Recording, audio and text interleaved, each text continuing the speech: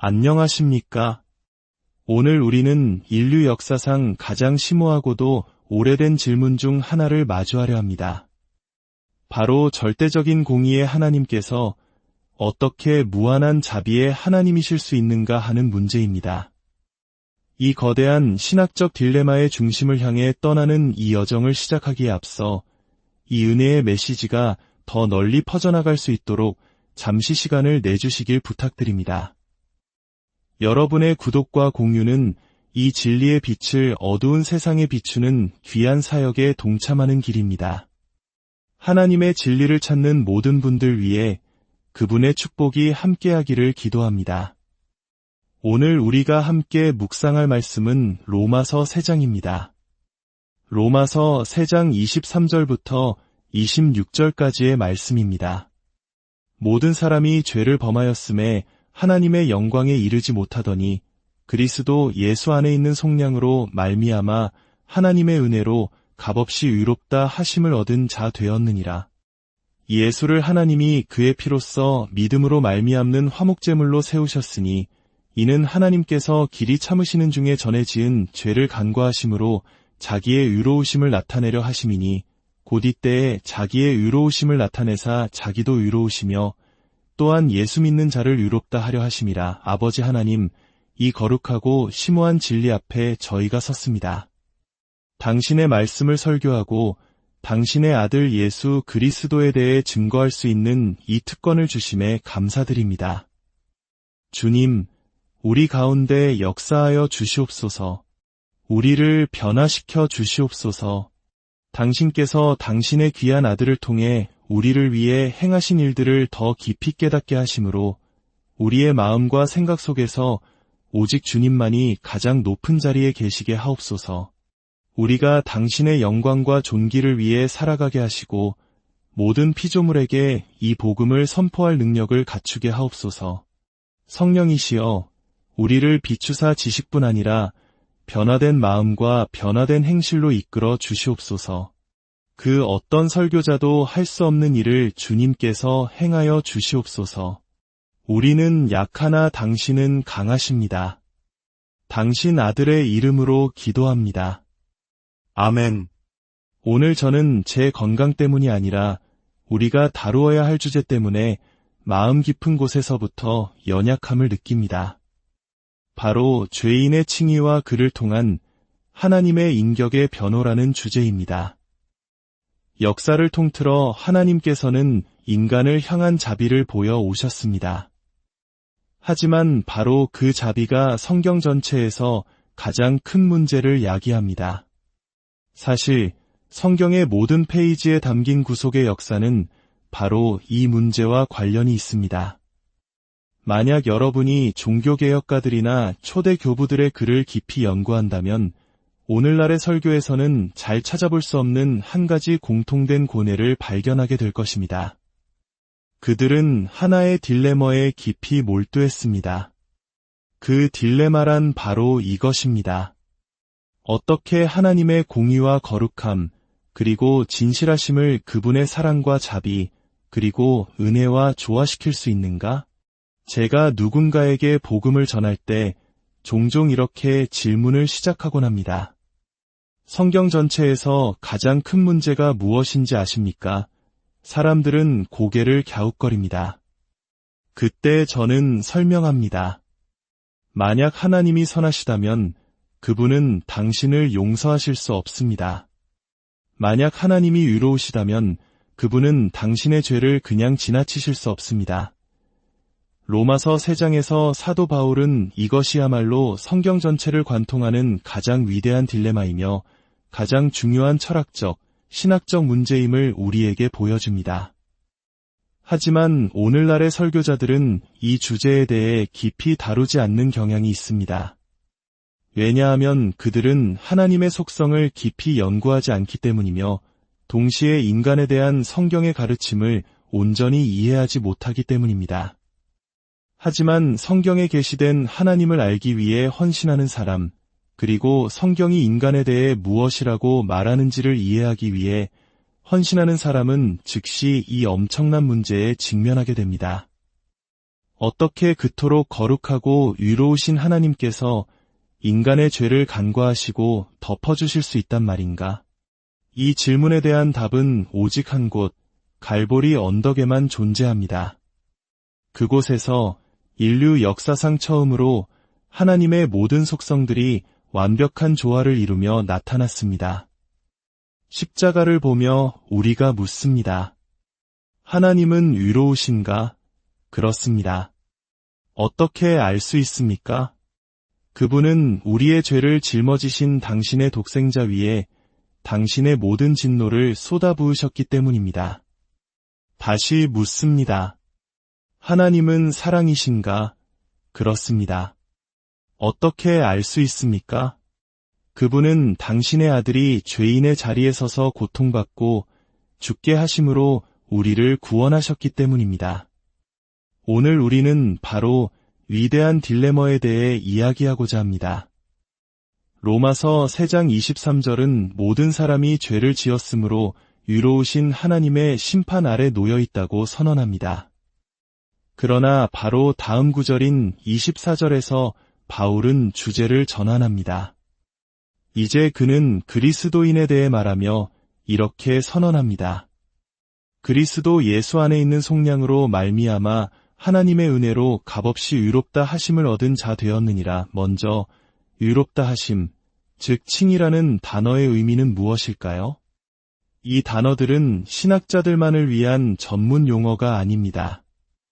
예수 그리스도의 피로 구속받은 모든 성도들을 위한 단어입니다. 우리 목회자들과 설교자들은 이 구원, 속량, 화목제물, 칭해, 성화와 같은 핵심적인 단어들의 의미를 성도들이 명확히 이해할 수 있도록 우리의 삶을 바쳐 설명해야 할 의무가 있습니다.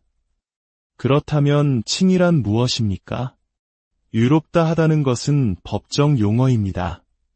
한 사람이 주 예수 그리스도를 온전히 믿는 그 순간 하나님께서는 법적으로 그를 당신 앞에서 의롭다고 선언하십니다. 어제 한 형제님이 말씀하셨듯 대충 의로운 것이 아닙니다. 아담과 하와가 에덴 동산에서 쫓겨나기 전에 몇 번이나 죄를 지었습니까? 단 한 번이었습니다. 하나님께서는 우리를 법적으로 그리고 완벽하게 의롭다고 선언하십니다. 하지만 여기서 끝이 아닙니다. 하나님께서는 우리를 의롭다고 선언하실 뿐만 아니라 그 순간부터 우리를 의로운 자로 대하십니다. 이것이 바로 믿는 자의 위대한 확신입니다. 아버지 하나님께서 우리를 징계하실 때조차도 그분의 진노로서가 아니라 사랑으로서 하시는 것입니다. 우리를 향한 그분의 태도는 결코 변하지 않습니다. 왜냐하면 하나님 앞에서의 우리의 지위는 우리 주 예수 그리스도의 완벽한 사역에 기초하고 있기 때문입니다. 그렇다면 하나님께서 어떻게 이렇게 하실 수 있습니까? 바로 갈보리 십자가에서 하나님께서 당신의 백성의 죄를 당신의 아들에게 전가하셨기 때문입니다. 하나님은 아들을 죄인으로 선언하시고 죄인으로 취급하시며 당신의 진노 아래 그를 완전히 으깨셨습니다. 위대한 교환을 보십니까? 이것이 우리 구원의 기초입니다. 기초가 흔들리면 모든 것이 흔들립니다. 바울은 우리가 값없이 그의 은혜로 의롭게 되었다고 말합니다. 바울은 물론 헬라어로 글을 썼지만 그는 히브리인이었습니다. 유대인들은 무언가를 강조하고 싶을 때 반복하고 또 반복합니다. 바울은 지금 이렇게 외치고 있는 것입니다. 보십시오. 구원은 선물입니다. 선물이고 또 선물입니다. 행위에서 난 것이 아닙니다. 결코 아닙니다. 값없이라는 단어는 헬라어로 도레안인데 이는 이유 없이라는 뜻을 가집니다. 요한복음 15장 25절에서 이 단어는 예수님에 대해 이렇게 사용됩니다. 그들이 이유 없이 나를 미워하였다. 그리스도께서는 그 누구에게도 자신을 미워할 단 하나의 이유도 제공하지 않으셨습니다. 마찬가지로 우리는 하나님께서 우리를 의롭다 하실 단 하나의 이유도 드린 적이 없습니다. 우리는 오직 하나님께서 우리를 정죄하실 이유만을 드렸을 뿐입니다. 이 세상에는 단 두 종류의 종교만이 존재합니다. 하나는 은혜의 종교이고 다른 하나는 행위의 종교입니다. 기독교는 유일하게 은혜의 범주에 속하며 다른 모든 종교는 행위의 범주에 속합니다. 제가 한 명의 기자라고 상상해 봅시다. 제 앞에는 무슬림, 유대인, 그리고 참된 그리스도인이 앉아 있습니다. 참된 그리스도인은 찾기 힘든 존재이지만 일단 만나면 알아볼 수 있습니다. 제가 무슬림에게 묻습니다. 만약 지금 죽는다면 어디로 갈 것이라 생각하십니까? 그는 천국에 갈 것입니다. 저는 코란을 사랑하고 가난한 이들에게 자선을 베풀고 성지를 순례했습니다. 저는 의로운 사람입니다. 라고 답합니다. 이어서 정통 유대인에게 묻습니다. 당신은 어디로 가겠습니까? 그는 의인들의 길, 천국으로 갈 것입니다. 저는 하나님의 율법을 지키고 연구하며 순종하려 애썼습니다. 저는 의로운 사람입니다. 라고 답합니다. 마지막으로 그리스도인에게 묻습니다. 당신은 지금 죽는다면 어디로 가겠습니까? 그는 기쁨에 차서 답합니다. 저는 천국에 갈 것입니다. 제가 왜입니까? 라고 묻자 그는 이렇게 대답합니다. 저는 죄악 중에서 출생하였으며 어머니가 죄 중에서 나를 잉태하였나이다. 내 죄악을 내가 아오니 내 죄가 항상 내 앞에 있나이다. 만약 주께서 죄악을 살피실진대 주여 누가 서리이까? 저는 기자로서 혼란에 빠집니다. 이해할 수가 없군요. 무슬림과 유대인은 자신들의 의로움과 공로를 내세우니 천국에 간다는 말이 이해가 됩니다.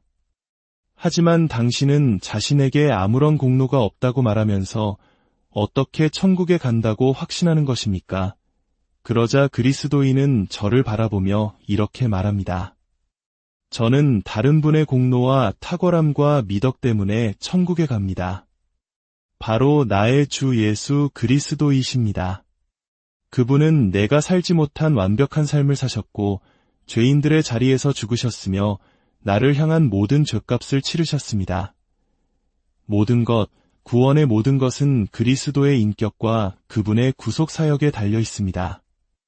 이제 다시 처음의 딜레마로 돌아가 봅시다. 의로우신 하나님께서 어떻게 죄인을 용서하실 수 있는가? 로마서 3장 26절은 그 답을 제시합니다. 곧 이때에 자기의 의로우심을 나타내사 자기도 의로우시며 또한 예수 믿는 자를 의롭다 하려 하심이라. 이 문제와 해답은 예수 그리스도 한 분 안에서 발견됩니다. 이 딜레마는 신약 시대에 갑자기 나타난 것이 아닙니다.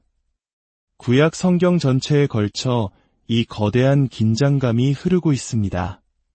출애굽기 34장을 보면 하나님께서 모세 앞에서 자신을 선포하십니다.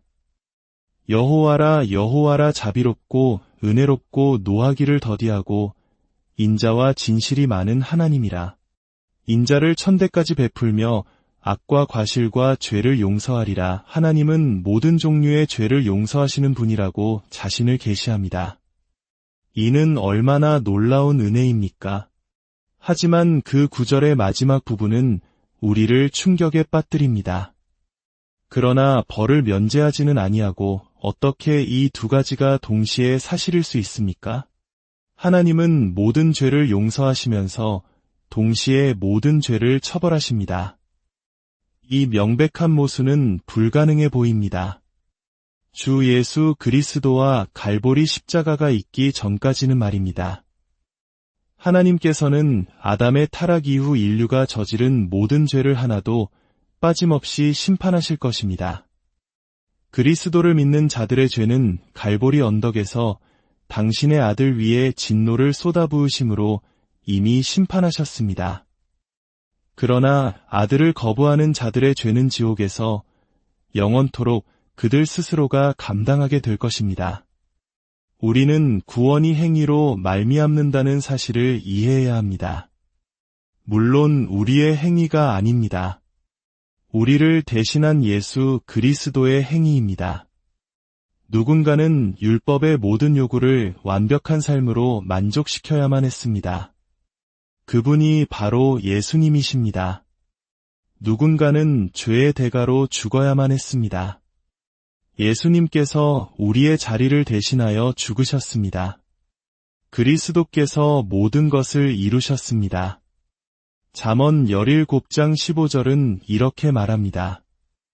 악인을 의롭다 하고 의인을 악하다 하는 이 두 사람은 다 여호와께 미움을 받느니라. 미움을 받는다는 말은 역겹다, 혐오스럽다로도 번역될 수 있습니다. 여기 딜레마가 극명하게 드러납니다. 어떻게 하나님께서 악한 죄인을 의롭다 하시면서 스스로 역겨운 존재가 되지 않으실 수 있습니까? 이런 예를 들어보겠습니다.